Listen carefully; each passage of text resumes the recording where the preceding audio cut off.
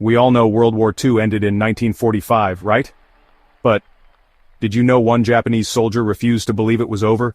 He kept fighting for 29 more years, alone, in the jungle. World War II ended in 1945, but he didn't stop until 1974. Why? Because he was holding on to these exact orders from 1944. You are not to surrender under any circumstances until you receive direct orders from your commanding officer.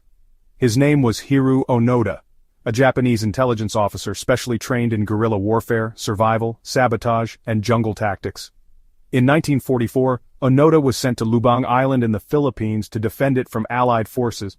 His mission? Disrupt enemy operations, destroy airfields, and never, ever surrender. But in 1945, Japan surrendered. Soldiers left. The war was over. Except, no one told Onoda in person, and he didn't believe leaflets or messages. For him, it was all enemy propaganda. Even when they sent letters from his family and old commanders begged him to come home, he stayed hidden.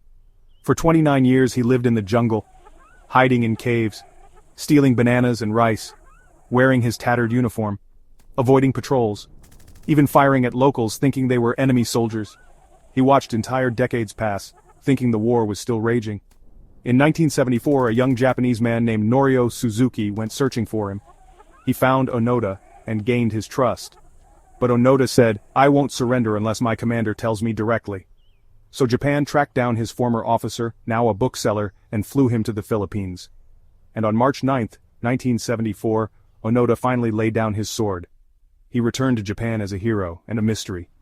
Hiroo Onoda didn't fight for greed or power. He fought for duty, obedience, loyalty, and belief. A belief so strong it kept him in war for 3 decades after it ended. Would you have surrendered? Or would you have stayed, like Hiroo Onoda?